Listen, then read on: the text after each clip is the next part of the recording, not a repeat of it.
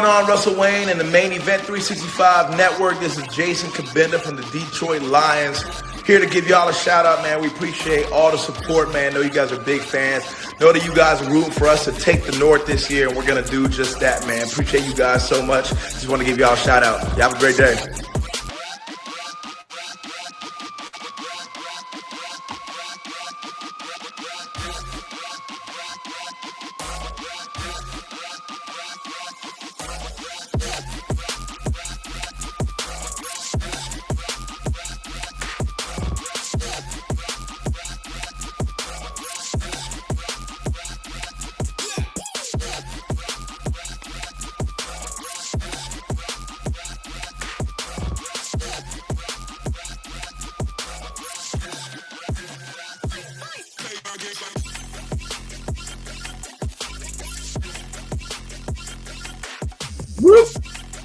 Yeah. Gotta love it. Gotta love it. Hello, everyone, and welcome to the main event. We are talking about NFL football, specifically Detroit Lions football. Why? Because it's a doggone good time to be a Lions fan. I'm your host, Mike. I'm just a boy living out a dream of being a game show host. And I'm here tonight to talk about these Detroit Lions coming up into 2023, joined as always by the maestro himself, the producer, Mr. Russell Wayne. And we've also got Detroit Dom in the house talking with us today about Detroit Lions football. How are you doing today, gentlemen? Very good. Thanks for having me, gentlemen. Oh, thanks for being here, Dom. How about you, Ross? You in a good mood today? I'm in the good mood. I have to admit, this is a great Monday. You wouldn't like him when he's angry. It's not pretty. So welcome again to the main event. It's also, if you've got something to say, man, you'd like to tell us that we're knuckleheads, or if you say, hey, nice take, put it in the comments. Let us know what you think. And every question that we ask on this panel, hey, it's for you out there watching also. Put it in the comments if you've got a good take to one of the questions we're going to pose today. And the first question that we are going to pose today is free agency. We know what the Lions have done so far. They've been getting high marks from every media outlet across the country. I've seen nothing lower than a B+ all the way across. Jeremy Ballreich even gave him a B+.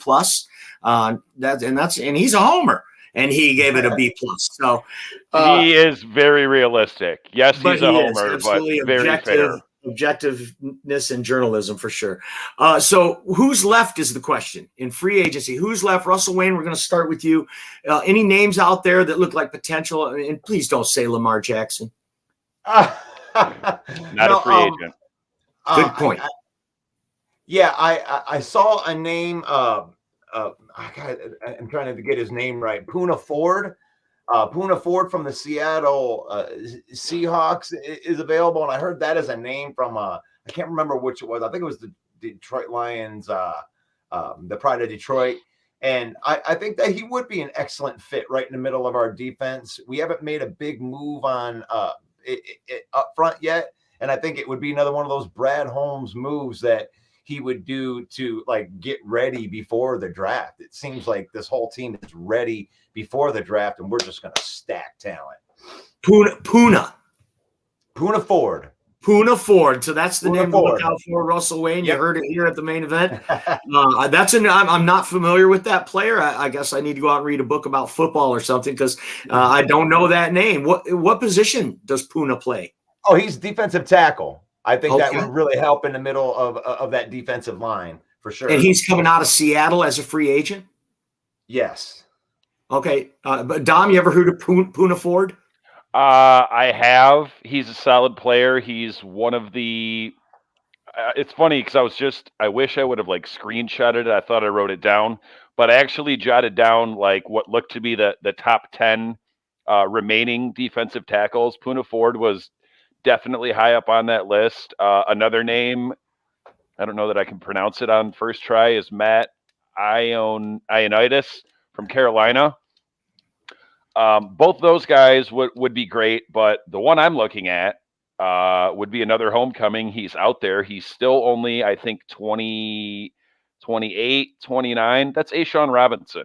I would welcome him back with open arms, and I bet he'd be willing to come back, A.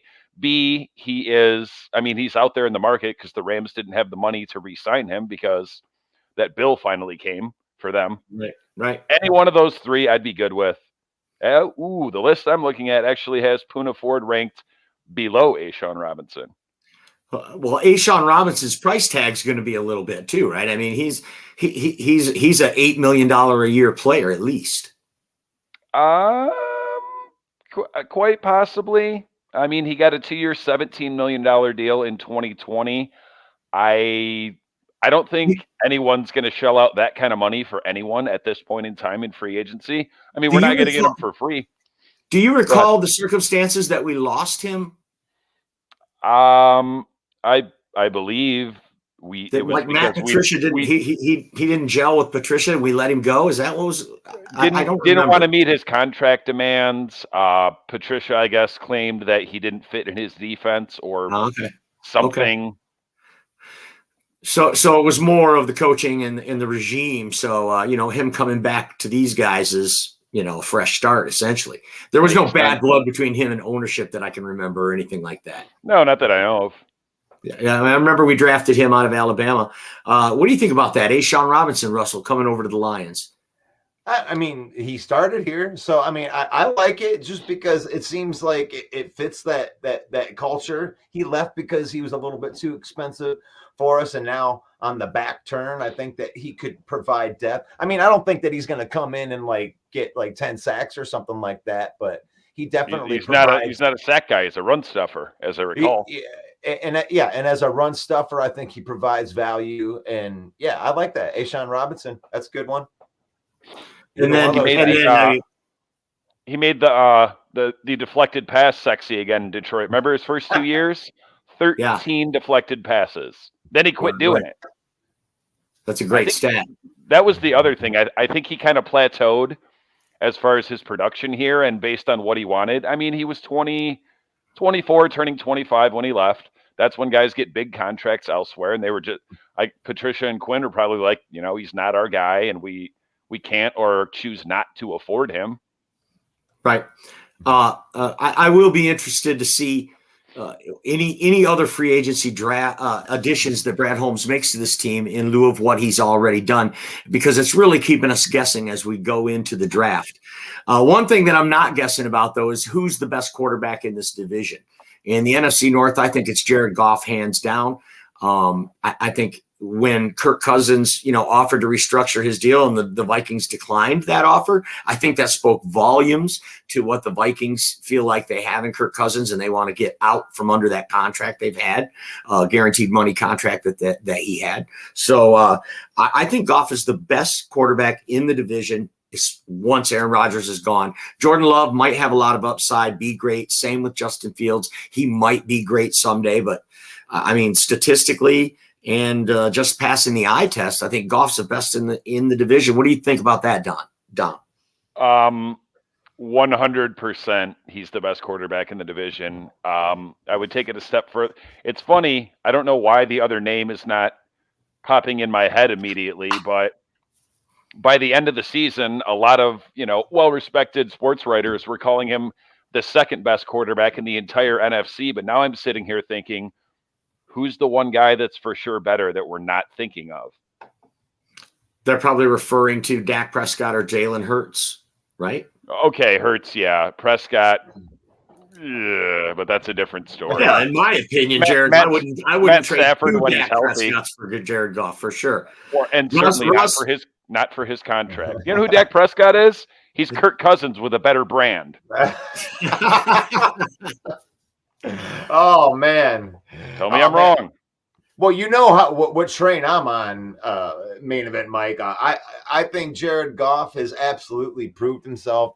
I mean, when it comes to him being a throwaway in a trade, and now he definitely is the best quarterback in the NFC North, and really the only people that can argue it is somebody who loves to live in the past, or BC, or what I like to call before Campbell.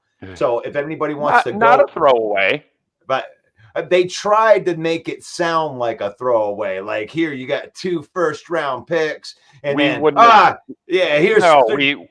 got that extra. We got those extra picks for taking on his contract, but he's a Brad Holmes guy. It made perfect sense for Brad Holmes.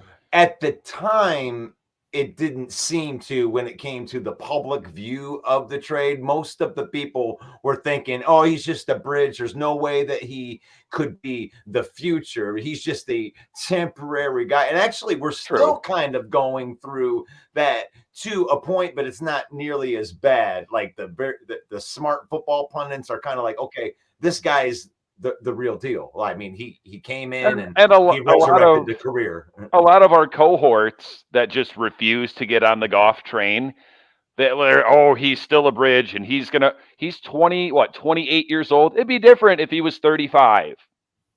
You know what I mean? Right. Absolutely. He's coming off arguably.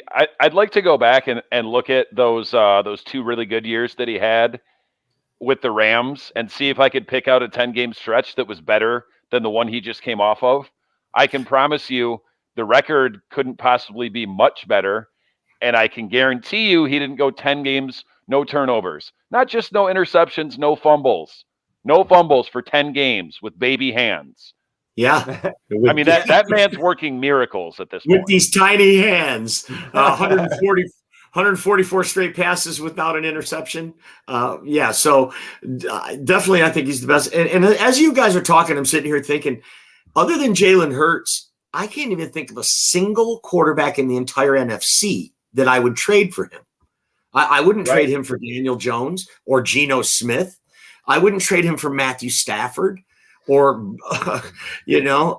any of these guys. And the other thing is Derek Carr now is probably moved into the top 5 of the NFC, perhaps. But I wouldn't trade Jared Goff for him, especially with Ben Johnson and himself orchestrating and creating the Goffense around Jared Goff's strengths and wow. How have I never heard that turn of phrase till just now? I love it. Yeah, it's the Goffense. I'll tell you it's a what. registered trademark name by the Main Event 365. You should literally think about getting that trademarked. Yeah, well, we've got it on video evidence for a year now. It's been a year too, by the way. Congratulations, Russell. It's been 1 year. It was the Seattle Seahawks game last year after they went and did score 45 points. I was like, this is the Goffense. The Goffense man. And I thought till the wheels fall Goff was good, but you one up me, sir. Goff bless you. Goff. Oh man, it's the Main Event 365. Do you think we're a bunch of knuckleheads? Put it in the comments. If you got something good to say, we'll kick that around as well. Talking about Detroit Lions football. Big development in free agency for the Lions. Kind of a big development. The Lions bring back Marvin Jones Jr., wide receiver, who had been in exile in Jacksonville, now welcomed back into the building. Russell Wayne, what's this mean for the wide receiver room for the Detroit Lions now in 2023? There's this really awesome thing that Detroit's not used to. It's called depth, and bringing Marvin Jones completes that room. It gives them a big-bodied wide receiver. And 2 weeks ago, I can't remember who it was. I think it was Greg Rice that said, "Hey, we have great receivers, but we need a guy that can go up and get the ball in contested." And they brought that guy in. There's not too many receivers that are better at going up and catching a contested ball. And I mean, the guy doesn't fumble the ball. He doesn't drop the ball. He's consistent. We don't need him to be the alpha wide receiver here. We got Amon-Ra St. Brown, and we are bringing up Jamison Williams. So this guy's just got to go out there and make plays when he's out there. I love this signing. Nice, cheap, and I think it's very impactful. How about you, Dom? Marvin Jones, does this make an impact in 2023? To me, it does, because just like Russ said, it was the right skill set of a guy that we needed for the contested catch. Is he a long-term solution? No, but he is a great veteran. He can be a leader and a mentor for those guys. And the other thing is, he's ready to step in and play and just do his job and keep his mouth closed, other than when he feels the need to open his mouth, because I feel like the development and the ascension to, stardom, and for Jamison Williams to be, and every week, every game, every quarter, every play type of threat, like this kind of eases that transition. Like Marvin Jones could come in and catch 50 or 60 balls this year if he needs to. It's just sure, absolutely. It's a good guy to have, and it's in the right. He's got the right skill set. Right, and it does, like you said, brings a veteran leadership. He's familiar with the fans and the people in the building. Of course, played here so long. He was one of my favorite Lions, and it was because of just what you said, Dom. His hard hat, blue collar attitude that he had, and it seemed like when he played, he did exactly what you said. He just went out there and did his job. He just went out there. You need me to be the one, I'll be the one. You need me to catch over the middle, I'll catch over the middle. Right. And that is going to mesh so well, like Russ said, that's going to mesh so well with Dan Campbell. And I think it's a great signing as well. And the great thing about it, it's a team-friendly deal. It's a one-year deal. And I beg to say that Marvin Jones probably could have done better than that out on the open market. And he didn't even really try. He met with the Lions. That was the first team. Boom, he signed with them.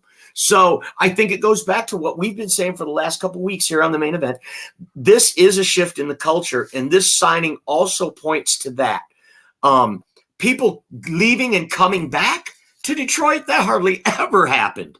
And the list goes on of the things as we won't even use that SOL narrative on this show anymore because it's been totally put to bed. Doesn't exist. And there we go. Unless and I ain't talking about bare naked ladies. I wanted to mention one more thing about Marvin Jones too. I mean, something that can't be understated is that when he came here the first time, he was replacing a legend.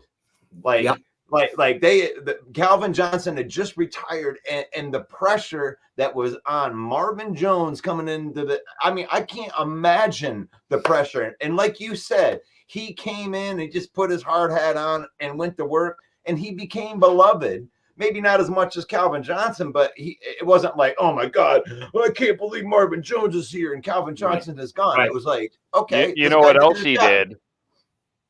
After his first season here, because the first season he came out like gangbusters, put up a huge amount of stats in like the first 5 weeks, and then kind of disappeared.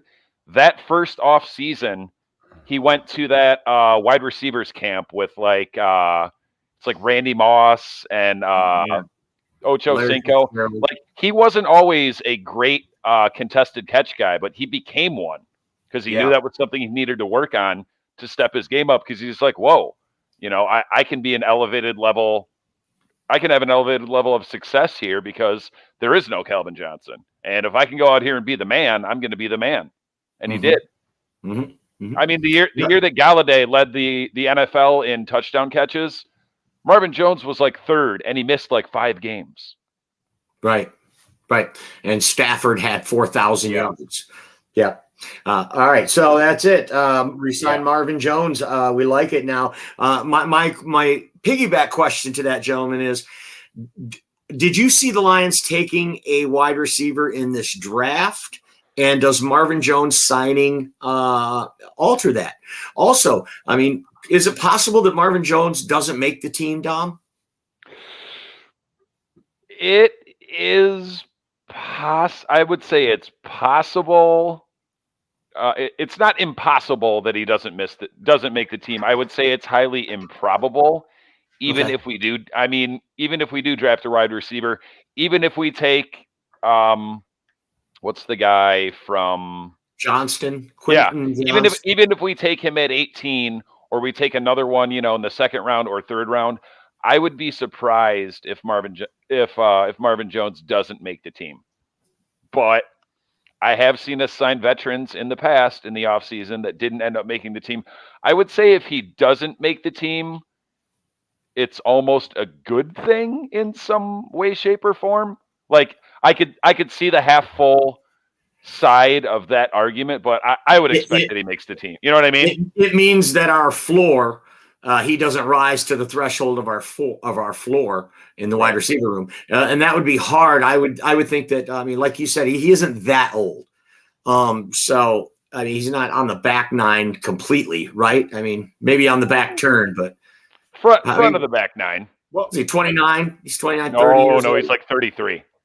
33. Oh, that's right. He's 33. Marvin Jones. That's right. Yep. Awesome. I So I like don't it. think that they're- Do you like Quentin Johnson at 18, Dom? I might, because that's the thing. I've kind of been warming up to him because he is a bigger, obviously much younger. He fills that same role: perimeter, contested catch, red zone threat. Because to be honest, we don't really have what I would call a red zone threat. Not a consistent. We've got a bunch of tight ends, but unless one of them emerges, you know what I mean? The thing is, Marvin Jones. Go ahead, last Russ. year we didn't really. Go ahead. I was just gonna say Marvin Jones with that. That's why they brought him in. I mean, he's a red zone threat, and 2 times. Al Bundy 2 times. yeah. Yeah. I mean, 4 touchdowns in one game. Yeah. I feel you on that, but I mean, he can go up and get that ball, and all 3 of our tight ends are that. And when you think of Zylstra, Brock Wright, and then even like even Mitchell to that point, these guys are young and hungry, and they're just growing up with the system about tight end room at all. And honestly, I think our need for a red zone threat as far as a wideout or a tight end was masked last year because we had Swaggy. Right. He was great for that, because in years past it would be Kelvin, or for part of a season it was Joe Forey. You know what I mean? Yeah, Golden Tate. But when you can blast when that O line is just busting it open for you and get 3 yards before contact, I mean, he's walking into the end zone half the time when you got that running game. And one thing I wanted to add about the Marvin Jones thing, I don't think there's any way he's going to get cut unless you're planning on putting Tom Kennedy on the team. I mean, you're going to carry 5-6 wide receivers, and you got Raymond, Amon-Ra, Jamison Williams, and Reynolds, and then Marvin Jones. I mean, really, you were really worried about Tom Kennedy or who's that other kid, Alexander or somebody? As much as I like Tom Kennedy, the less I see him play, the better. I like exactly. He's a great story. He's a great story for a team that isn't contending. But if you're trying to win title, you want depth. You want all your guys to be studs. So I like I do like that sign. But there's no way he doesn't make the team unless he gets injured. Russ, anything in the comments? No, well, we had somebody just commented Jarvis Landry. I don't. Oh, he's a free agent. Is he still free? Oh, I thought that he pass. Yeah, I would pass also on that. He's targets vacuum, allergic to yak. Do you think he could make this team? Good analysis. He could. I mean, he's probably better than Khalif Raymond, but guess what? Jarvis Landry's not. Well, as a receiver, but you know what he isn't? Who was more clutch last year for $2 million than Khalif Raymond? Khalif Raymond is an all-pro kick returner. Jarvis Landry has returned some kicks. That's the difference. I love it. And Jarvis Landry broke the 2-year receiving record, and he didn't even have 2,000 yards total in those 2 years. Targets vacuum. There'll be too many Tennessee volunteers on one team. Hey, you can never have too many volunteers. So Dan Campbell gave an injury update on the team. Russ, why don't you fill us in on that? Well, I mean, it wasn't much of but the 3 main guys, you got Lodi Booty Vatai, Charles Harris, and Levi Onwuzurike. I mean, a lot of people have been wanting to know about what's going on. He gave a small update. It sounds to me like Haloti Booty Vatai and Charles Harris are trending in the right direction. Like they probably will be available for the big end of the season. And Levi is still in that in between area. We don't know what's going to happen, and it doesn't look good when you're not. I mean, it's been 2 years, man. So I've been saying it, and I hope I'm wrong, but I don't think he ever plays another snap in the NFL. But from the other 2 perspectives, when you got Lodi Booty Vatai, if he comes back to form, that dude didn't allow a sack in 2021. So it's like, you just said that man's full first name 3 times in a row. That is all the props in the world. That's right. I had to practice that. That's what we do here. I practice. Now go take a look at Tua's government first name. Now, I can't do that without practice. You know what I'm saying? You better practice for an entire week. Oh, we were calling him hell of a booty. Hell of a booty. Hell of a booty Vatai. I'm calling him still overpaid for a guard even after a restructure and massive. Wow. In the light of WrestleMania, we'll have the Haloti Pooty stink face like Rikishi. Remember Rikishi from back in the day? Yes. So Dom, you think Vatai is not even worth the money that in this reduced contract? Well, I mean, what's his number down to now per year? Is it? I mean, he did $2.5 million. Okay. I mean, it's approximately in line with what it should be now. But the thing you're forgetting about those first couple years of paychecks that he stole. Yeah, well, he gave up $9.5 million. So because otherwise we were going to cut him. Right. Hey, and that's the thing. It's like that's what happens when you start building teams in the right way. It's funny listening to Viking fans talk about, oh, we just need this guy to take a pay cut. Why the hell would they take a pay cut to stay on your team? Like, I mean, you got to think that you might win something if you're going to take that pay cut. And if you actually believe you might win something with that team, then yeah, it's worth it to take a pay cut because the hardware is worth more than the dollars. Right. I think if you're talking about in this current offseason, because the Vikings have lost a few players, didn't get re-signed. Some of them, I'm assuming, because they wouldn't take a pay cut. Right. I think if you've got, eyes and a brain that communicate with each other, Vikings players, the honest Vikings fans, they used up about 25 years worth of smoke and mirrors last year to get to that record. Yeah. I think you're right. -3, -4 point differential. 11 and 0 in 1 score games, and the ball just bounced their way. Sometimes it does that, and they pushed all those chips in. And their defense is worse than ours. Go ahead, Russ. They pushed all their chips in. I mean, they tried. That's what you do. I mean, and do you blame them? I don't blame them for doing it. Like, if we're close, I would want to do something right at the very end to try to push us over the edge. If I thought I could get the hardware, they thought they could get the hardware, and they didn't. They thought Hawkinson was the last piece to push him over the line. We knew better than that. We got to hit Urals. I mean, we were going to talk about this anyway. Who we drafted was the next topic. Absolutely. Yeah. Ural, thanks for the comment. So 6-18. Man, this Jalen Carter visited Chicago today for the second visit, and they're at 9. I don't know if I want Jalen Carter, so I'll take the best defensive tackle. I would even be okay with Kalijah Cansey at 6. I know you could get him later. I'd love to trade that. What's my name? Christian Gonzalez. I'd be okay with that pick. No. So we'll just ask Dom. What do you think, Dom? I am more unsure of what to do, or that's where I was at when you were. Here's what it is. I'm about where I was several months ago, but in a different way. Because several months ago, Jalen Carter was number 1, number 2. Ish off the board. He wasn't going to be there. I have trepidation. I think he might still be there at 6, but I don't know if I want to risk the biscuit like that. Best case scenario, like my name says, trade down, then back up. I might even trade with Chicago. If they want him that bad, they could trade up to 3. My thing is, let's think about who would I actually be comfortable with taking at 6. None of the quarterbacks, none of the corners.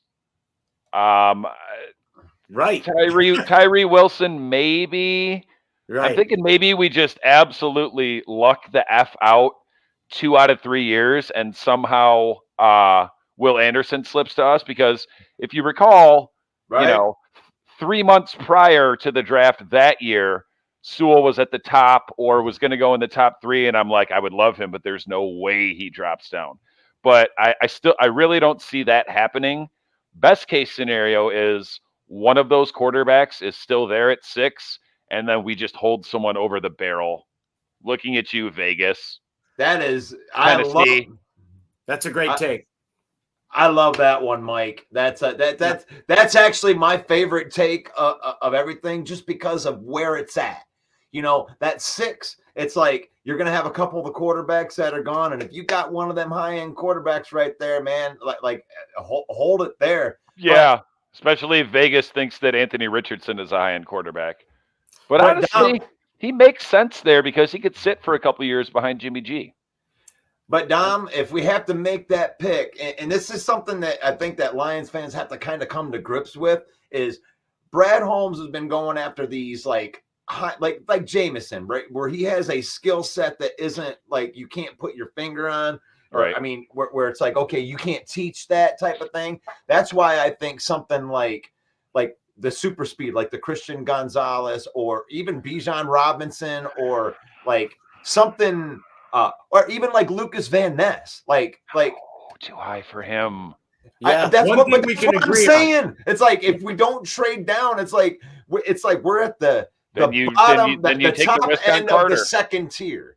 Yeah. Then Well, if Carter's gone, then one of those quarterbacks will be there. Right. Or Will Anderson's there. Well, one of the chances are one of the quarterbacks and Carter will be there. That's the thing. It's like I think that they're going to have a couple choices there. And then this is where you trade down just a spot, maybe with Vegas, and then take Carter there. Do you want Jalen Carter though? And 3 out of 4 of the top 4 picks could be quarterbacks. It depends. I mean, somebody could trade up to get, and it's this draft is full of so much intrigue. And Brad Holmes is playing it like a chess master. We have no idea, but I think we can all agree that we're going to trust Brad Holmes on this draft, right? Dom, will you agree with that? Yeah. I mean, we don't know.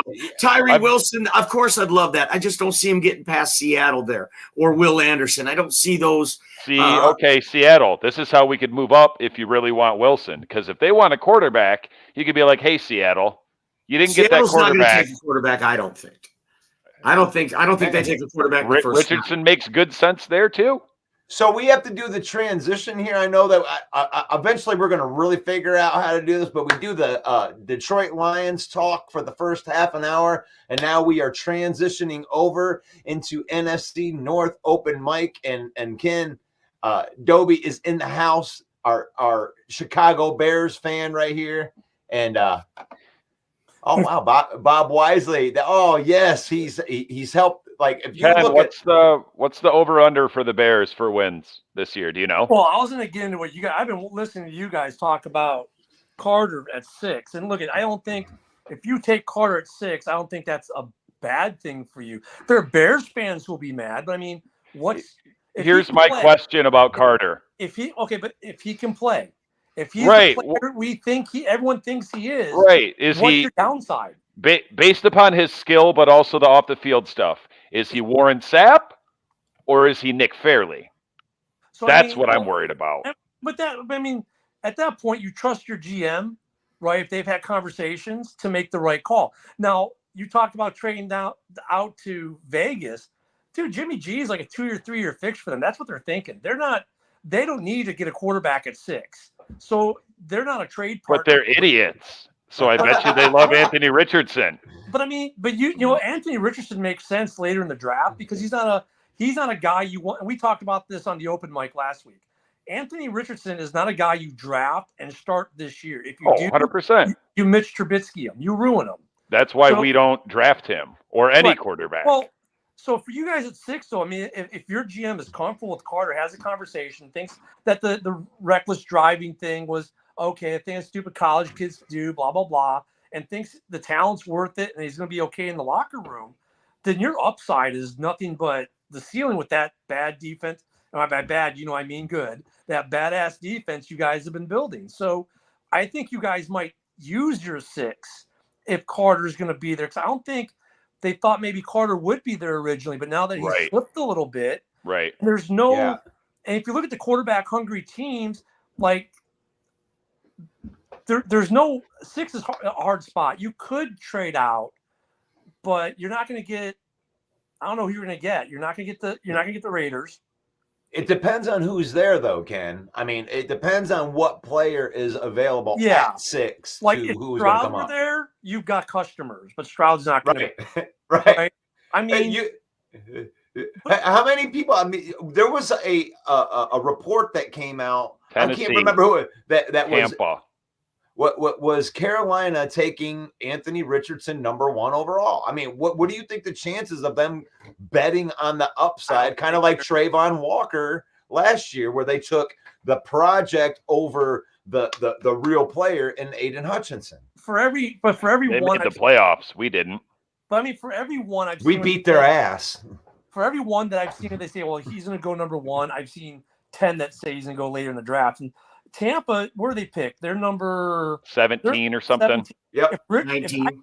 Now I could see Tampa taking him at 17 if he's still available. And because I think, once again, they've just signed a quarterback who isn't that old in the league, who had good success when he was in Cleveland, making him a playoff team. You can't bank on Baker. Do not give Baker the credit for them making the playoffs.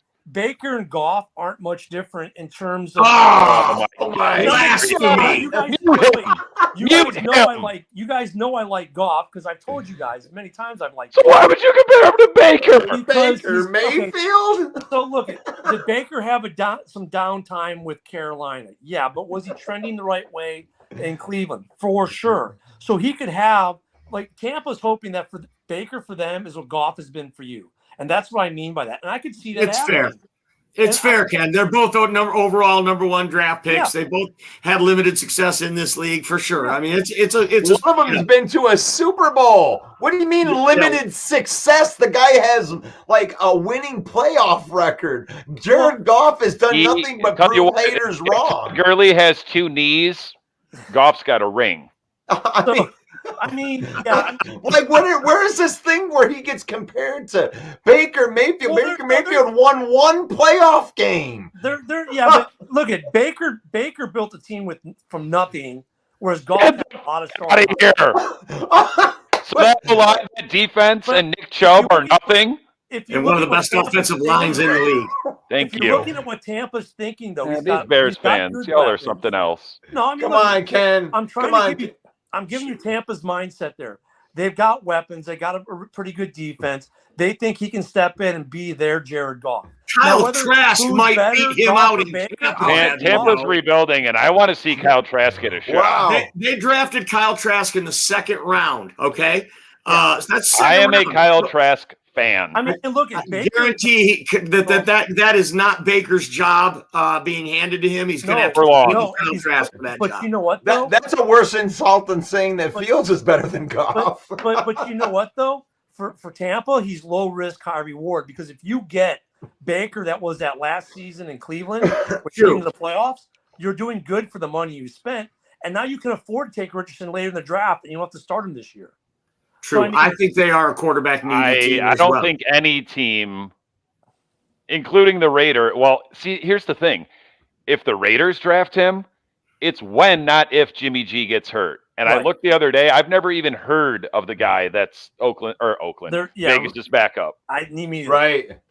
But I mean, I don't think they're going to be so needy that they're going to give you what would be required to get the number 6. Like, they know they can wait and still get a pretty good quarterback in the middle of the late first round. So if the Raiders are really going to be the Raiders, they'll trade up as far as they have to get Richardson. So that's the thing. Well, not for Richardson, but if they could get Stroud or like. Oh no! Why would they do that? He's one of the 2 or 3 better ones. Well, that's the thing. Anthony Richardson. They like to take Henry Ruggs. They like to take Henry Ruggs as the first wide receiver. They like to take the best available athlete. That's what Al Davis always preached. If Richardson goes in the top 10, I'd be surprised. Yeah, well, look, it's called FOMO, right? Yeah. Fear of missing out. Okay, 9 teams passed on Patrick Mahomes, including one from this division. Bears. Nobody, none of us. So, all right, and last year the quarterback crop was down. Only one taken in the first round. This year, believe me, guys, you could see these 4 guys go in the top 5 picks. It could happen. These teams could and trade Hendon up. Hooker might slide up into the first round now. And you could get 5 out of 10 with Hendon Hooker in the top 10. These teams could jump in. Look at teams like you're saying, Tampa Bay, the Washington Commanders, Tennessee Titans at 11. These teams easily could move up, package some things together, go up to get one of these guys that they like. Or they could all slide out to the back of the top of the first round and the beginning of the second round too, as well. And when you look at let's say Vegas, and you look at and I agree with you with Vegas. Like, it's a question of when Jimmy G's in there. I agree with you. But you look at Vegas, you look at the Bucks.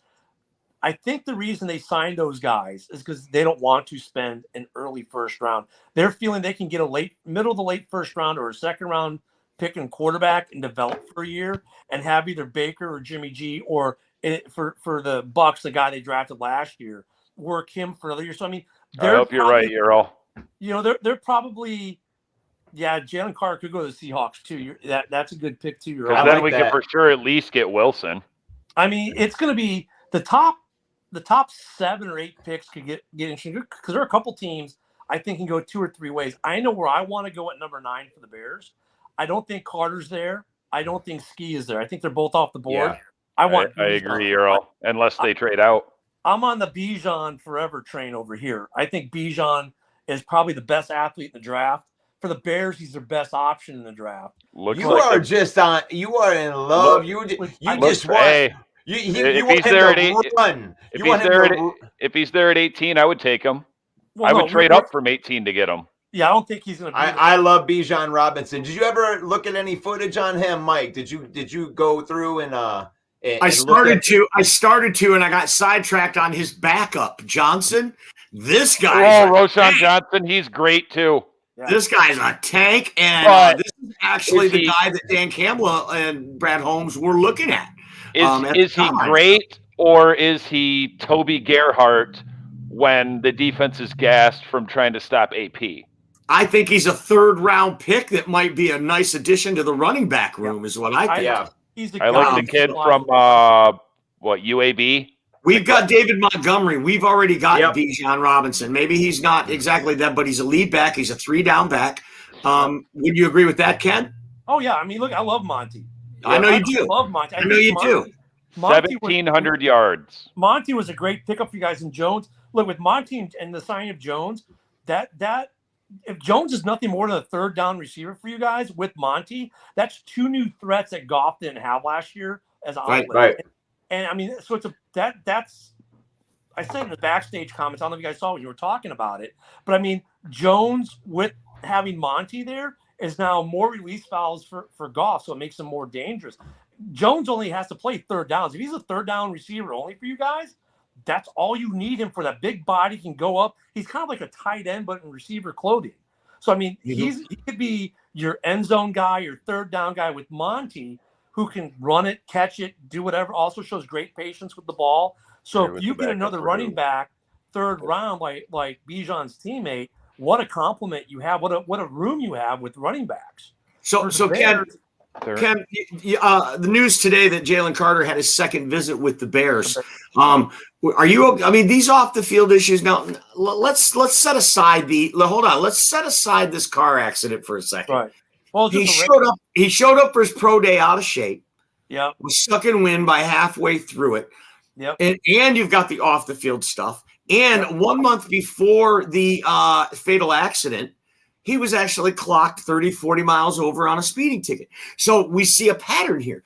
You're not worried one bit about this? Oh no, I am. Look at if Poles has the conversation and he walks away from the conversation satisfied with the responses, and because on the field it's undeniable when he's in playing shape. Wow, I mean, with pro day I was like, oh, this is Jamarcus Russell 2.0, great, But I mean, but throughout his career, if that's an anomaly, which they'll know more than we, because they're seeing stuff that none of us see, right? As far as different tapes and stuff like that. Right. If they think that this is not a systemic character flaw, but maybe a kid flaw that, Yeah, well, I get it. But did you actually see the video of his pro day when he was sucking wind? Yeah, I saw it, and I was like, Okay, Because he looked gassed. Because he It was is he was bad. freaked out Okay. from the mistake Okay, he already he- made, and he went home and stress ate. yeah. I mean, Promise. but Yeah, look, probably. that's why He's though, 10 like, pounds Well, I would be heavier. stressing. Wouldn't you be stressing? And I let me mean, tell you- those were his friends and his coaches. but I mean, that's what I'm saying. If like, he goes to 6 or he goes to Seattle, I mean, he's fallen that far back where I still think he's gone. I agree with his agent, Drew Rosenhaus. I think he's gone to the top 10. yeah. Whether it's the Bears or Detroit or Seattle, we'll see. A pro day workout is nothing compared to a routine practice in the NFL. And you're sucking wind and can't get through that. I mean, Whoever that's- said Barry that's- Sanders good was a numbers in the backup, he combine. was. To Yeah, he Thurman was. Thomas. To Thurman Thomas for he absolutely was at Oklahoma State. I mean, his Thanks. combine And he numbers were good. a little bit than Thurman Thomas when he was a starter. You're watching the main event. This is the NFC North open mic. The only representatives we have today is 3 Detroit Lions and 1 Chicago Bear with Ken Bear Down Doby, the maestro Russell Wayne, the producer, and our good friend Detroit Dom. I'm your host, Main Event Mike. Be sure to check us out on YouTube and subscribe to our YouTube channel and like our content. Go over to Facebook and follow our page, man. We're trying to get to 1,000 subscribers.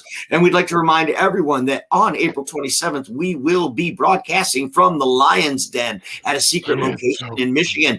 And we will be bringing you the NFL draft on our live broadcast. And as the picks are announced, we will announce them. So if you're a broke dick guy and you have no cable and you can't watch the draft, tune into the main event. We will give you analysis. We will give you dick jokes. We will give you some very, very bad takes, and we will give you analysis, and there might even be some music involved.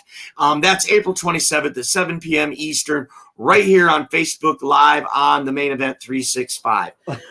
Next topic. Wow. I am shocked. I know, right? What you shocked No. What about? the musical entertainment is. Tell me, Is it Dom. Russell? Enlighten us. Dom's gonna break some news. So you know, and this, I mean, this is crazy to me. But you know, the men in the desert are rarely, if ever, wrong, right? Maybe our Bears rep knows. Do you know what the Vegas over under is for wins for the season for the Bears? 7.5, I think. I am shocked. I'll take the under. That it's that you're Me shocked too. that it's that high. Yeah. I'm in the 6 to 9 win group, so I think they can fit somewhere in that 6 to 9 wins. We got a new we got a new person. Andre's up in the house. You want to bring him in, Mike?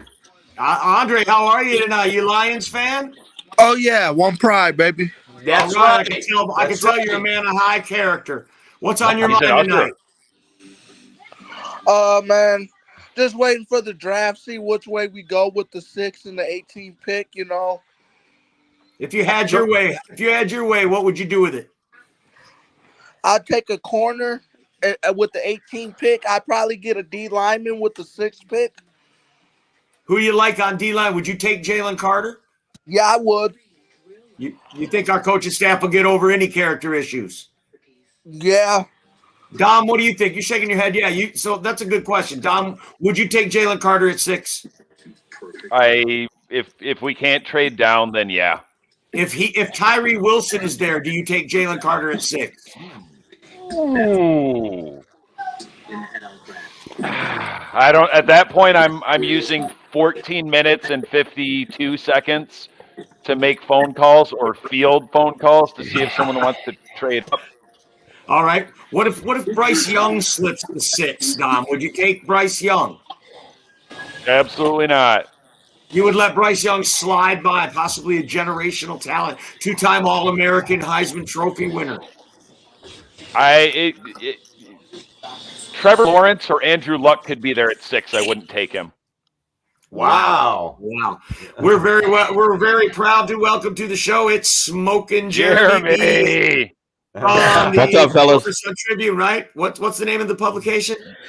South Florida Tribune. Motor City Tribune is the one that I actually write for. It's owned by the South Florida Tribune. Okay, great. Smoking Jeremy B from the program Kneecap Biting with Smoking Jeremy B. Welcome to the main event, Jeremy. Tell us something we don't know tonight. I'm no longer up north. I am in Flint, Michigan. Oh, you're in close to Flint, Russell Michigan? Wayne. Yeah, You right say now. you're in Flint, Ask him Michigan? same question. He just showed up. Number 6. If Wilson number and Carter 6. are there. This is If Wilson this is and Carter are there. okay. This is my pecking order. It's either Will Anderson, Jalen Carter, Tyree Wilson, Miles Murphy, or trade the hell back. Okay. So you're thinking So- big man. Okay. Can't It- take Defensive Murphy at line 6. or get out of Dodge. I like it. There's no way I'm taking a corner at 6. With what we Thank just you. signed, we don't need a corner even in the first round. I'm thinking we Thank need a you corner again. like in the second or third round, like Emmanuel Forbes or Mekhi Gardner or Garrett Wilson. Well, and this draft is deep. Yeah, Cam Smith. So deep back there. So I mean, Cam Smith is a Yes. first rounder. It is. 21 of the top 100 prospects are corners. The Well, deepest Rock. draft in decades for corners. yeah, it's too deep. I mean, but the problem Hey, is, look at Will the Rock is corner. here from the Rock Down Sports Network. How are you tonight, Will? Hey, doing good, guys. Can you hear me okay? Yeah, the audio's Sounds great. So what you guys been talking about? I'm just jumping in here a little late. Figured I'd Number see what you 6 guys are all about pick. today. Carter and Wilson are there. Who do you take? Neither. Yeah, or what do you like to do at 6? Who do you Will? take? I said neither. It's simple for Then me. who do you know. take? So six is a tough spot for the Lions this year because you're Don't reaching for just Say about Christian everybody you Gonzalez. need, or you're. Well, I mean, I like Christian, but I'd take Witherspoon before I'd take Christian. You're reaching to take a cornerback. You're not going to take a linebacker. I'm not sold on Carter with everything that's come out, especially watching that police video. And now he's restricting only top 10 interviews. He's not going to deal with anybody that doesn't have a top 10 pick. I mean, he just, for lack of a better term, he kind of just slit his throat. He's trying to re-up his stock. Yeah, and he's going to push it even further down. But I guess to answer your question, I'm all aboard the trade back train right now. Trade back, stay within the top 12. I love the Texans as a trade opportunity and build that draft capital. And then from 12, I mean, you'll have a Christian Gonzalez. Witherspoon won't be there. Gonzalez may not be there, but Kirsten Johnston might still be there. So, and I hate taking a wide receiver, but the Lions have so many opportunities right now to take whomever they want. And they've addressed the cornerback issue, like Jeremy had said, but we don't have anybody in 2024. So you might as well start stacking the box. But wait a minute. Didn't we sign the first guy, Sutton, for the 2-year deal? So he's here in 20. So he's 3 years. Yeah, so he's here till 2025. No, it was 3. He's the only one we have other than Chase Lucas past 2023. So right, I definitely think the Lions should take a DB in this draft, whether that be whether they decide it's in the first or second or third round. It's such a deep draft. I definitely think we can use an addition to that room, though. Will, the question was, though, at 6, if Tyree Wilson and Jalen Carter are there, you're saying do not draft them. I like Wilson because I like the opportunity that, put him on the other side of Hutchinson. Right. I love that opportunity, but we're still so thin in the middle. We had Houston on the outside and they did just fine together. I think they need to address the center of that defense before grabbing an edge. I like Wilson. He's a unique prospect. I like Miles. He's a unique prospect. But I would build the cornerback depth before I would do that if I'm stuck at picking at 6 and you can't move back. I like Mozzie Smith at the end of the first round, early second round, just because of what he brings to the table. He might be the better prospect overall once this draft is all said and done.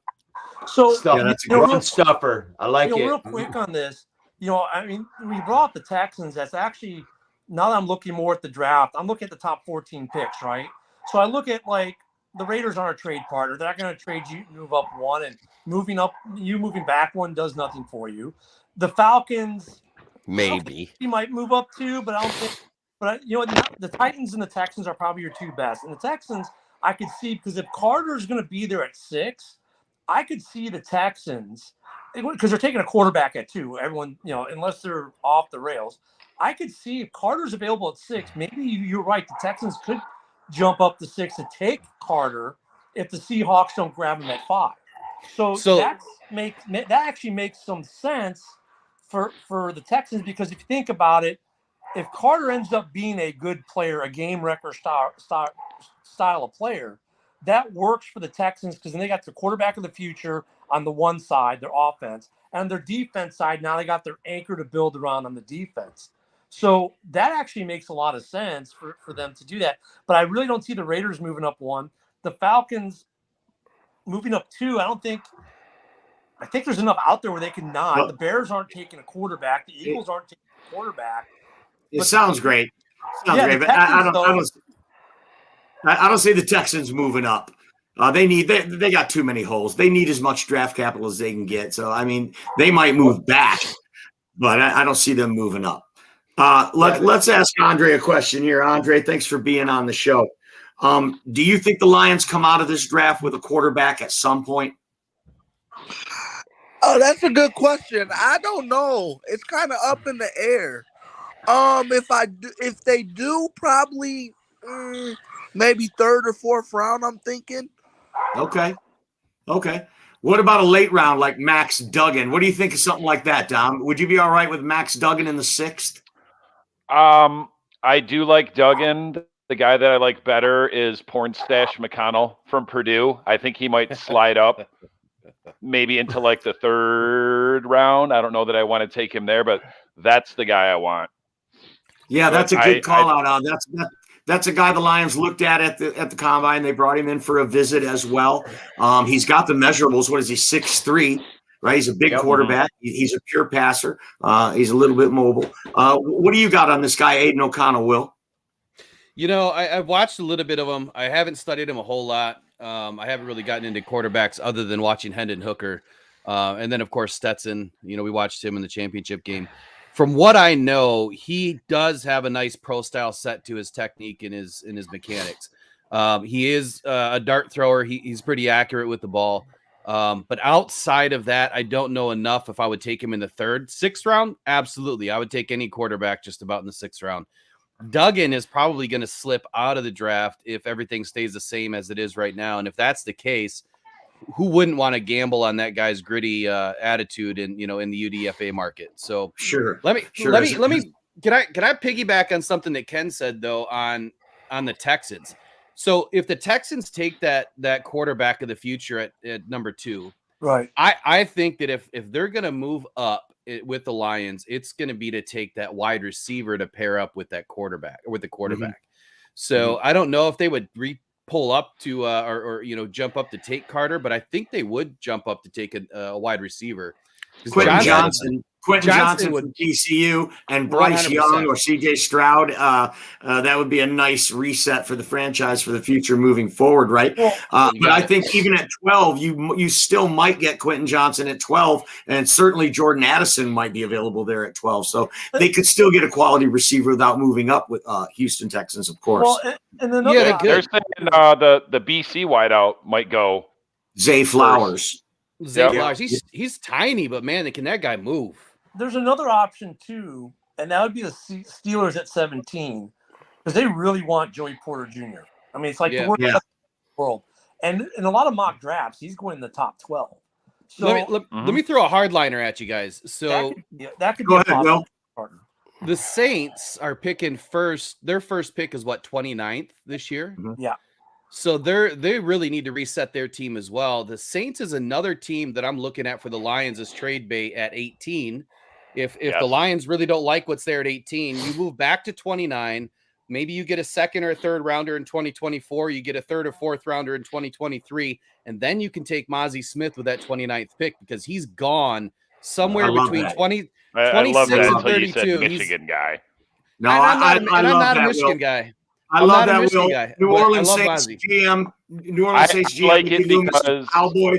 He's a wild card, and I could see him doing something like that. I love that scenario where we pick up maybe another 2nd or 3rd rounder to just move back to 29, and then we still help the interior defensive line. It sounds like you're aligned with us.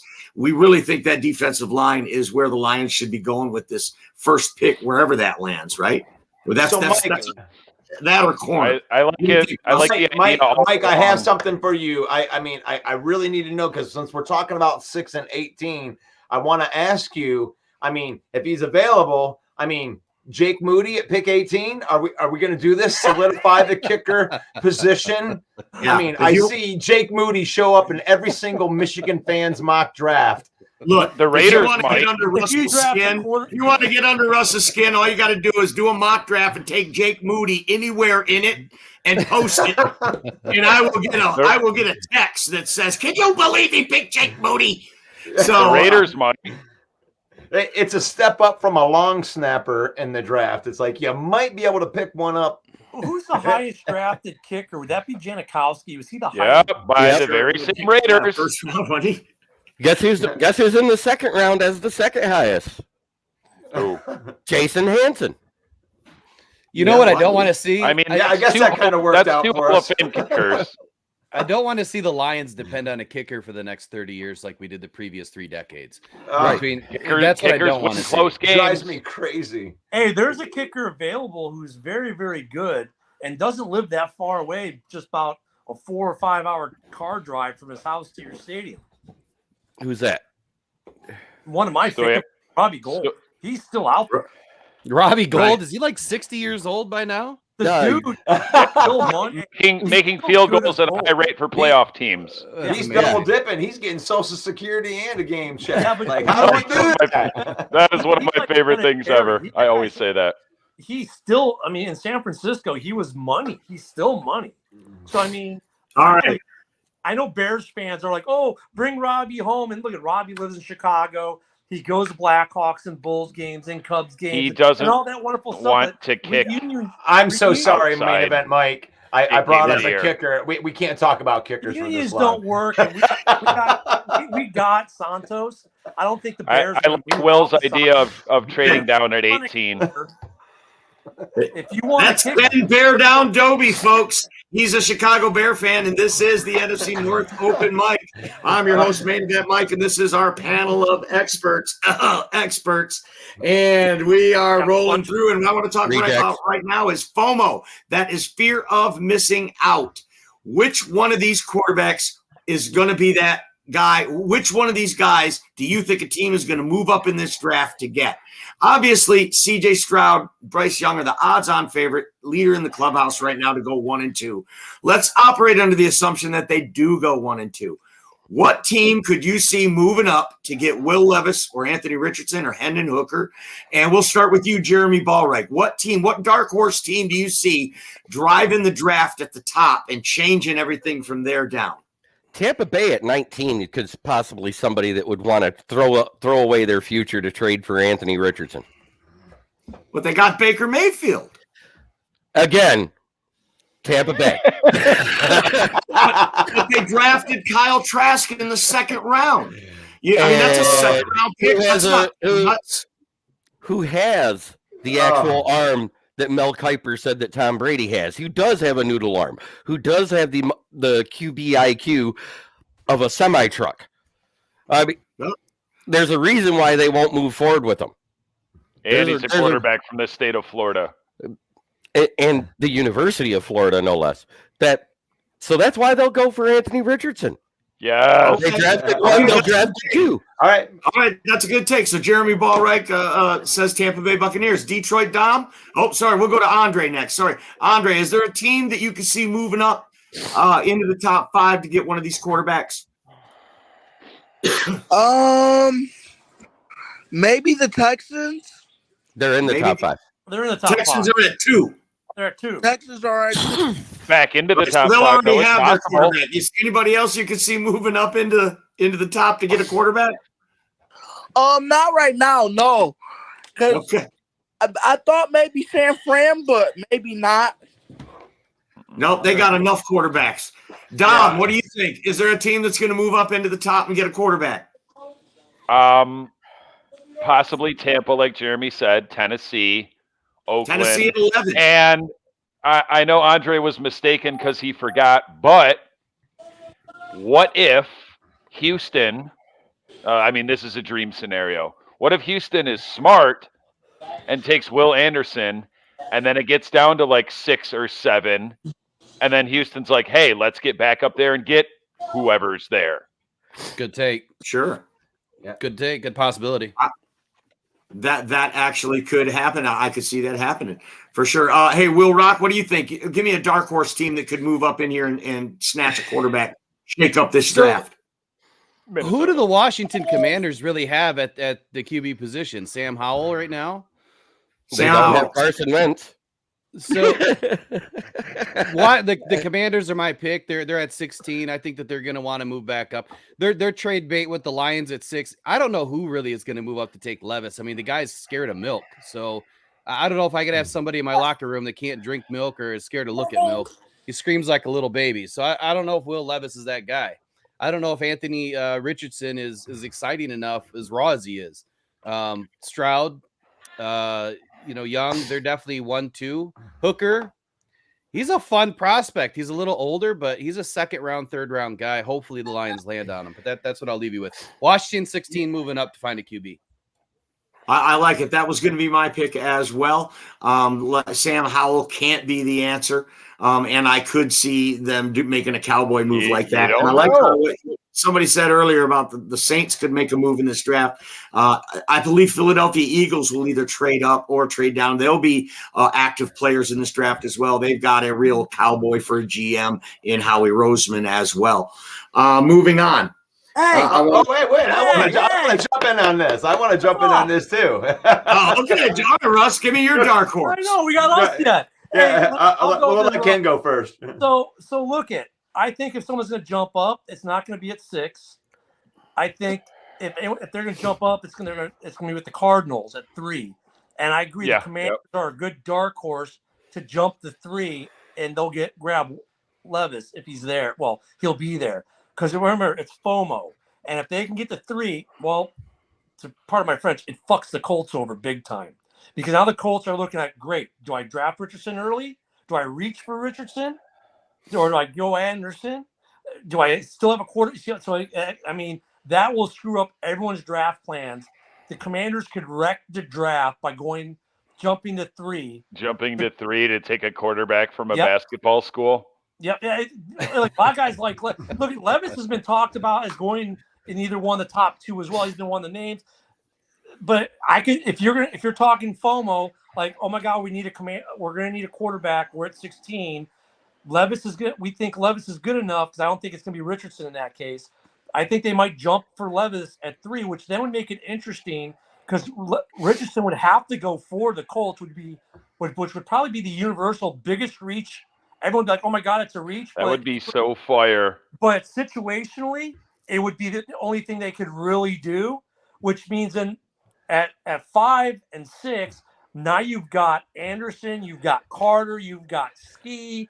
You've got that corner out of Illinois who's projected top 10. It will wreck the draft. Good call, Ken. Russ, what do you think? I love it. Man, well, Dom touched on it a little bit, but he said the name Tennessee. That was the one that always just intrigued me so much, having Derrick Henry, and they would trade up, and I think they could trade up to 6 because after the hoopla gets done and if one of these quarterbacks are still available, they jump up. Tennessee jumps up to 6 and grabs Anthony Richardson and runs an RPO with Derrick Henry. And this is the thing that really gets me is like, you're going to trade Malik Willis and Malik Willis 2.0. Oh wow, is that ever the worst comparison ever? Malik Willis is 6 foot tall. He ran a 4.5 40, and he couldn't throw the ball. Anthony Richardson can throw the ball 70 yards. He ran a 4.4 40 at 250 pounds. If he was a running back, he'd be a top 10 pick. Anthony Richardson tried to throw sand in the ocean and missed.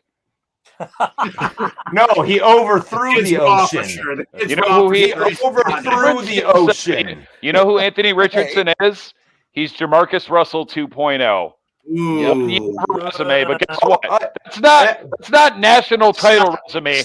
That's 5 losses at Florida resume. That's as bad as me comparing Baker to Goff. Did you just compare Anthony Richardson? Stop. Did you just compare Anthony Richardson to Jamarcus 4.9 40 running ass? Not skill set wise. Then what? What wise? Then going way too high. Hold on, guys. Come on now. Height. Hype. No, going way too high and potentially number 1 overall on a 1-year resume. Well, let's talk about his hype, because before all of the combine and everything that had happened, PFF had him ranked as the 11th overall prospect before the hype. Now, after all of the 40s and everything happened, he moved up 6 spots. So that is not Malik Willis, who was a 4th-round project that people were trying to slate as the second overall pick. Wait, but you're also talking about a guy who had a lower completion percentage than Malik Willis with a better roster. Thank you. Thank you. So Malik Willis and Anthony Richardson just learned how to play quarterback. They didn't know how they were even going to have a quarterback on the roster. So Malik Willis was scouted as a quarterback. He fought with Bo Nix and couldn't beat Bo Nix. You're talking about Malik Willis. You're talking about Malik Willis. Wait, you said talking about just started to play quarterback. That's not true, because Malik Willis was a quarterback in high school. He was a quarterback in college. He failed at Auburn. He played 3 games there. Well, and now we're talking about Anthony Richardson. Right? Why are we even arguing guys? I think we can agree. Why are we even arguing the merits of Anthony Richardson? None of us want him. Listen, I don't want him, but I'm just saying undoubtedly got the most upside, right? Can we all agree he's of all these prospects, when it comes to upside, Anthony Richardson's got the most. Russ, wouldn't you say that? Right? I would absolutely say that. I mean, really, like I said, if you're talking about a 6'4" guy on running ability alone, a 6'4" dude that can run a 4.40 can run the football if he never threw it. Oh, so skinnier, faster Cam Newton. No, you know what he's better? You know what I compare him to? I mean, he's an RPO nightmare. I'd call him more like a certain quarterback down here in NOLA that never throws the ball, but he catches it, he runs it, he blocks. He's a Swiss. Taysom Hill? You can't. Oh, wow.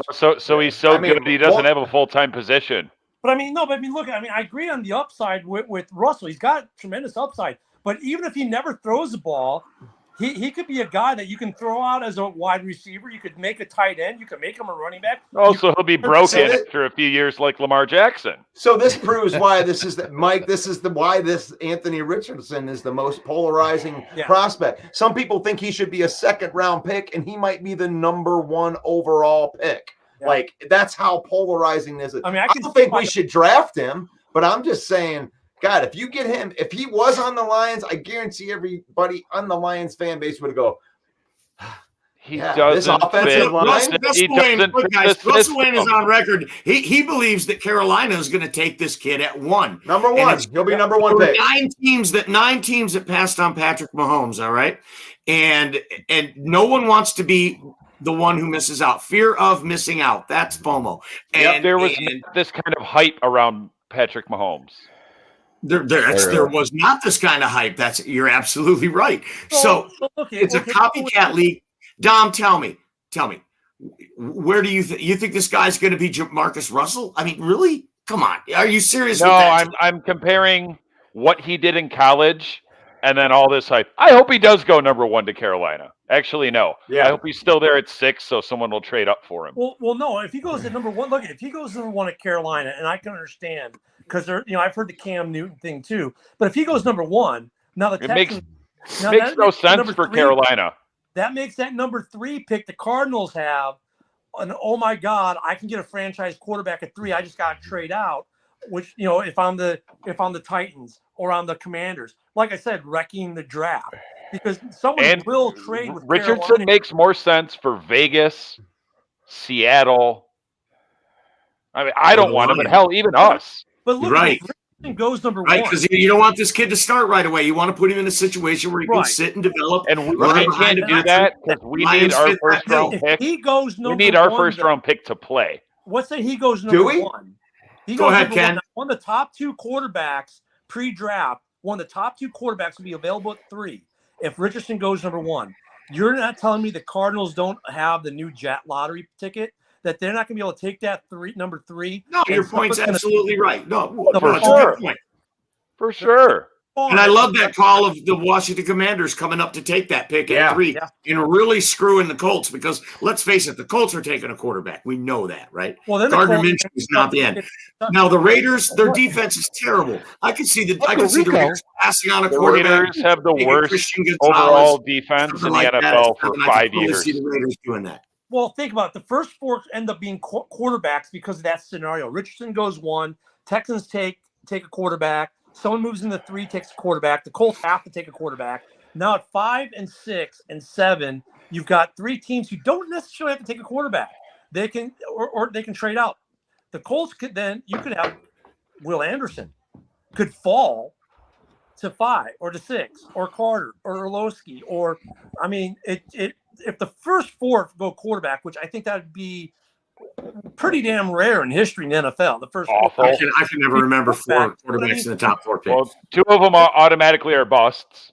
2 of them are going to be busts. But now look at 5. At 5, you figure Will Anderson would probably go to the Seahawks, no question. At 5, at 6, though, you've got a lot you can do now.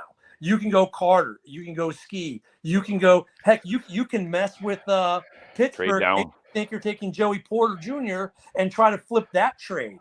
So there's a lot of things. If 4 quarterbacks go 1, 2, 3, 4, it's going to wreck the draft for a lot of GMs who are thinking, well, the Texans are going to take Anderson, right? That's the linchpin. But if the Panthers all of a sudden take this Richardson 1, if you're a quarterback in a team, how do you not move up to 3? If you're Carolina's trying to trade back down from 1. That was a story. I don't know if they're really trying at this point. I think they realized. I need to address something that Russ said because he couldn't have been serious. What? Because I said our meaning the Lions, our first round pick has to start, and he said, "Do they? Tell me how they don't, sir. Do they? Right. You take the quarterback. Have you looked at Are we right there so we can take a guy at 6 and stash him? Go ahead, Russ. I was going to answer it. Yeah. I think that this team is a lot closer than what you would think that they are. We got 67 guys under contract, and the team that is under contract right now went 9-8 last week. Yeah, with an 8-2 finish. You know what Vegas says? 9.5. You know what I said? 9 or 10. Sorry. I'm sorry. Go ahead. So now we take that roster, and now we add Sutton, Mosley, Chauncey Gardner Jr., David Montgomery to replace Jamal Williams, Marvin Jones to replace DJ Shark, and now we're going to draft 2 first. We don't need these guys to start. We just need them to make the team. And look at you guys have that the guy at 6 has to start.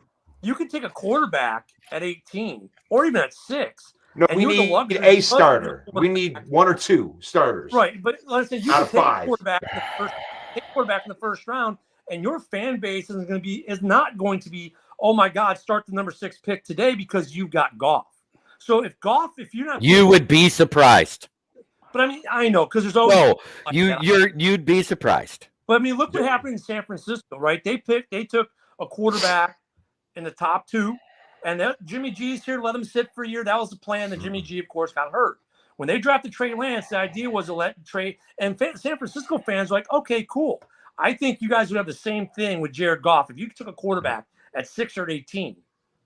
Like, let's say you guys got squirrely. Let's say Richardson's there at 6. You guys still got 60% of this fan base that says that Jared Goff is trash when he put up top 7 numbers. I know. I'm just being honest. So if we were to wrap all this up into a tight little bow, I think Russ has a good point. Obviously, is his name Dom? I don't see his name. Yeah, Dom. Yep. So Dom, I think he has a valid point too. No team is going to take their first pick in a top 10 and hope that they don't start. They want them to start. Now, if you're taking a quarterback and you already have a quarterback established in Goff, they don't necessarily have to start, to Russ's point. They can sit, they can learn. Goff is under contract for 2 years. It's a great way to bring in a quarterback that can learn, that can develop, not have the pressure of being a rookie, and then also not really give pressure to Goff either that I got this guy chomping at my heels.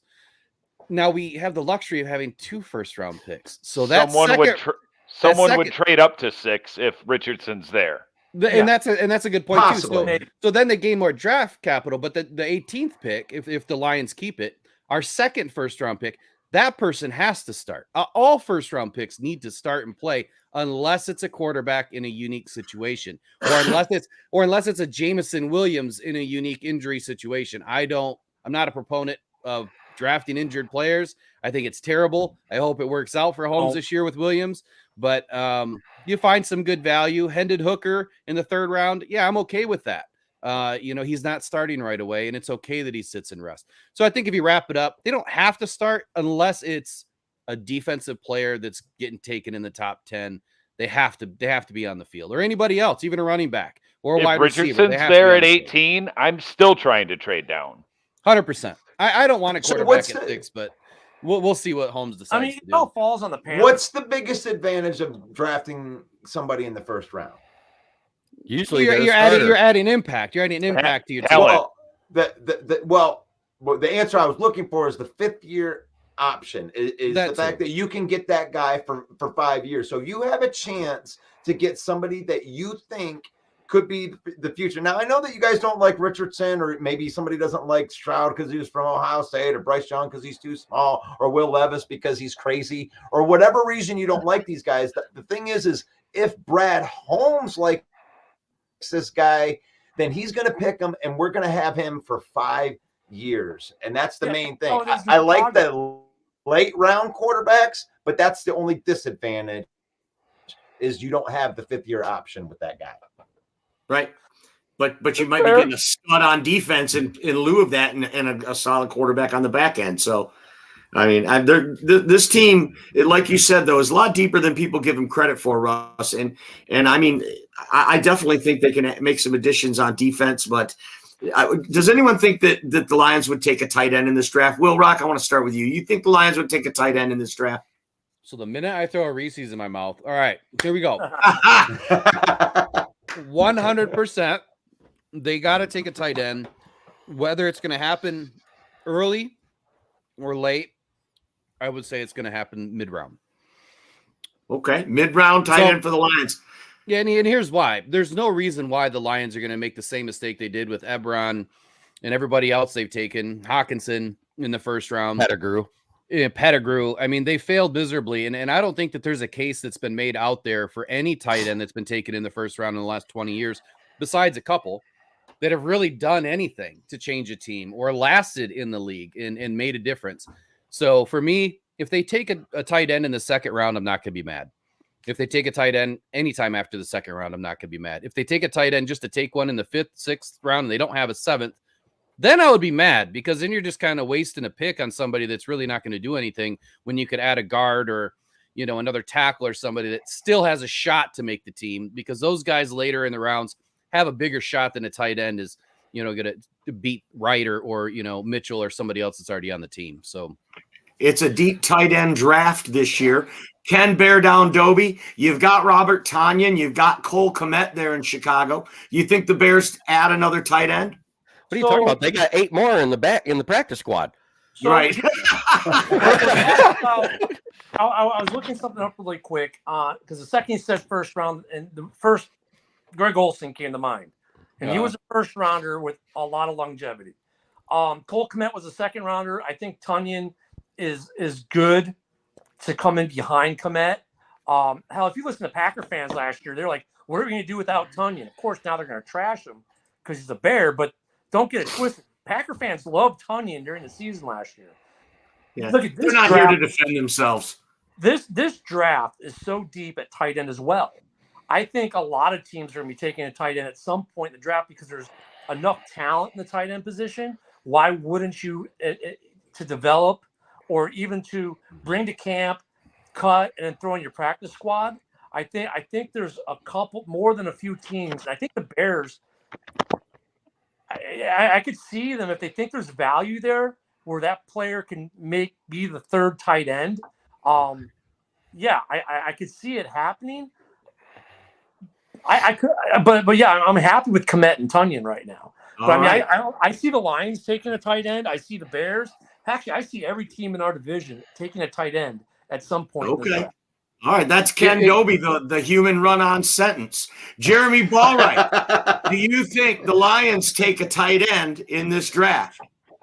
Yes. Where? I don't know. It could be a UDFA at this point. Okay, so who doesn't make the team then?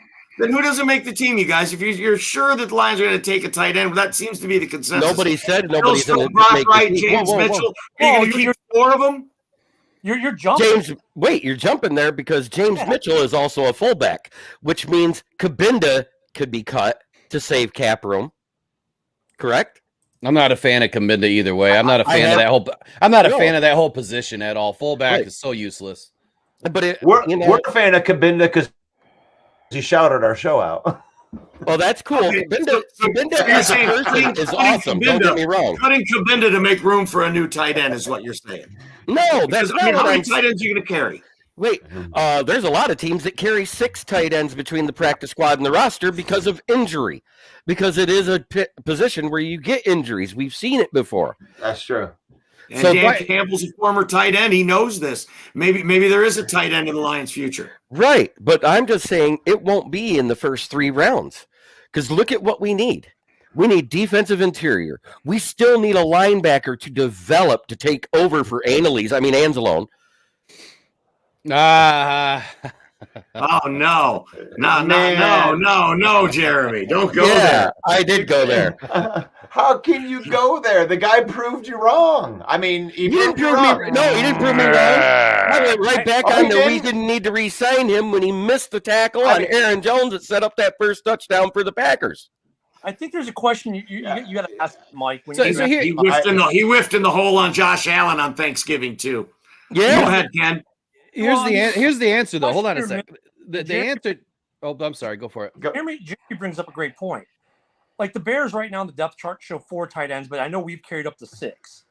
You had 10 2 years ago. Stuff in the draft is, and this draft being so deep at tight end, could a tight end in the 4th or 5th round be your 4th or 5th tight end and be a special teams contributor better than your 4th or 5th tight end you have now? The answer I would gather to say, and I already see heads shaking, is yes.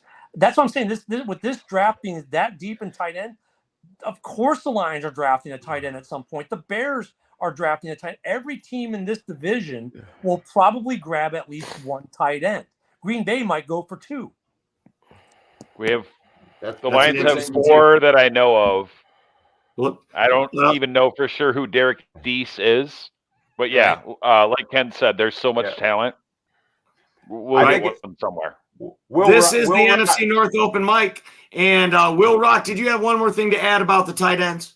Yeah, I did. So the question was, who's not going to make the team if the Lions grab a tight end? And I don't think anybody is really high on Shane Zylstra or Derek Deese. Are they recent acquisitions? They are, but that doesn't mean that the Lions aren't going to get better and elevate. Like Brad Holmes and Dan Campbell have repeatedly said this entire offseason is they want to get better. All positions are on the table. Nobody's safe besides Jared Goff, who they've come out and clamored for every chance they get. Doesn't mean that he's safe, but I think that he is. So I wanted to throw some history at you real quick when we talk about tight ends in the first round. Since 2000, you've got players like Kyle Pitts, hasn't done much. Noah Fant, he's been okay. He's average. TJ Hawkinson, he had 1 good season. Hayden Hurst, who is he? David Njoku, he's had a couple of great seasons. Nothing off the chart. No, he hasn't. Well, I'm sorry, a couple of great games. He's paid like positions. Flash. Evan Ingram, OJ Howard, Eric Ebron, what a waste. Tyler Eifert, Jermaine Gresham, he was decent at times. Brandon Pettigrew. I don't think I need to go any further. Greg Olsen was probably the best one. Mercedes Lewis for a minute there. Those are probably the best 2 in the last 22 years. They were drafted in the first round. You just don't. You just don't. Thank you. I believe the Packers will in this draft. I believe the Packers take a tight end in the first round. Dalton Kincaid or John Mayer, maybe. Or not John. What's his name? David Mayer. Michael Mayer. Jeremy, can I at least the Patriots are going to draft him? Yeah, actually, this one can go to Dom and Jeremy. He's like, can I at least get you guys to admit that Anzalone played better than you thought that he would have last year? Because you guys were pretty hard on him at the beginning of the season. Like, he shouldn't even make a roster. He played better than he should have, but he didn't deserve the same amount of money that kid got in Chicago. I'm going to have to. You mean TJ Edwards? That cap hit is almost the same as TJ Edwards, the guy that the Chicago Bears just signed. I'm going to have to go semantics on this and say better implies good. He played less terrible, but let's face it. Alex Anzalone. Sorry, Rodrigo, we love you, but a 5th, 6th round pick as a starter on a defense. Anzalone and Rodrigo, and I don't even know who our 3rd starting linebacker was. Derek Barnes. Pittman. Yeah. You hate Barnes too, Dom. None of those guys are starters on any but other than maybe I don't know if I one agree or with 2 that. other teams. Well, Rodrigo had the exact same stats as Devin Bush, and I heard everybody saying we could replace Rodrigo this year with Devin Bush. Well, Devin Bush misses more games. You know, the thing about Rodrigo is this: he's playing out of position. He's a true middle linebacker by nature. Right. So he's over in the will. He's in the will position right now, and that's not his true position. He should be backing up. He should be backing up Anzalone. What was it, Sam? Is that what you said? Yeah.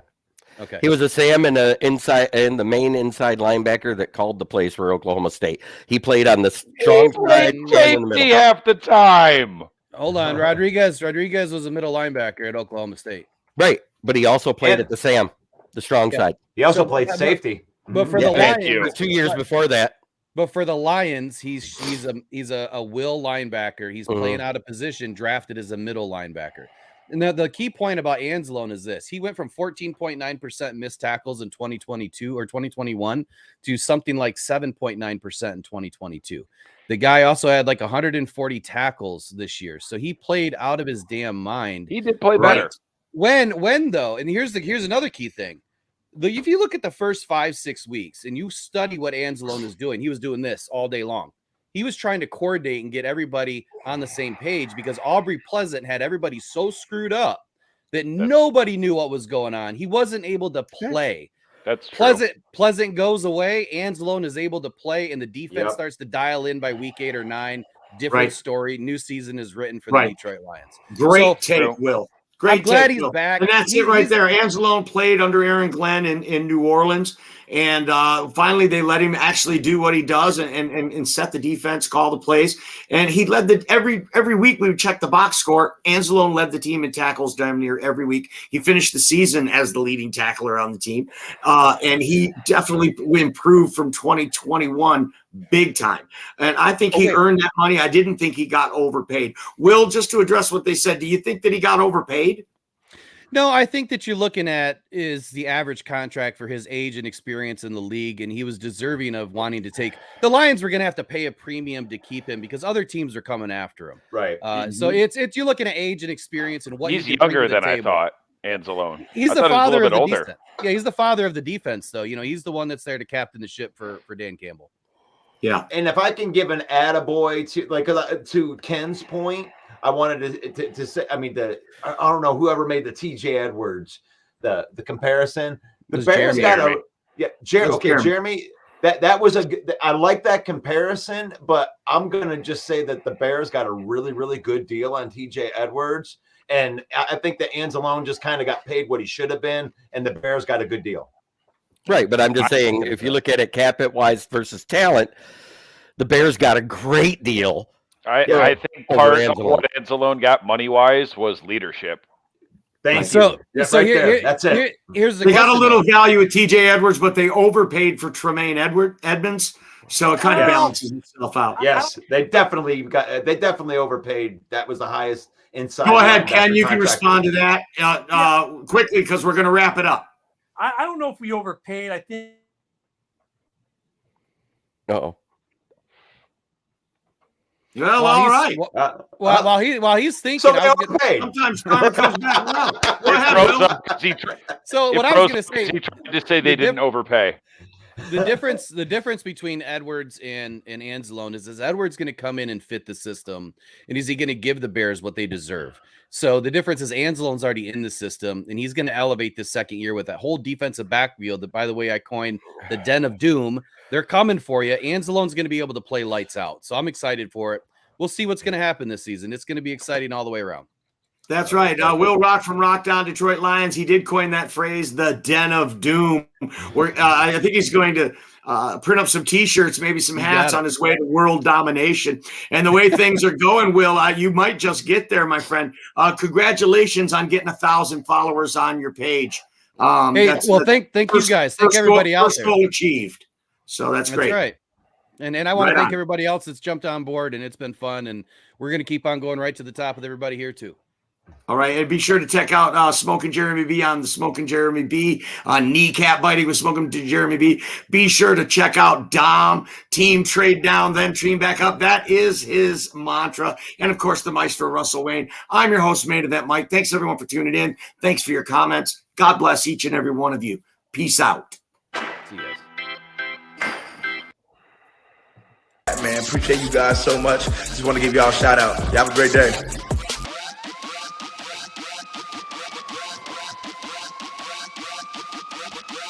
Is this the new feature where I can still talk while the video plays? Yep. Yeah, Sounds like it. we can commentate. cool. Yeah. Watch this pick. You can't watch this, man. Hey, look, Aaron Rodgers' favorite receiver last year.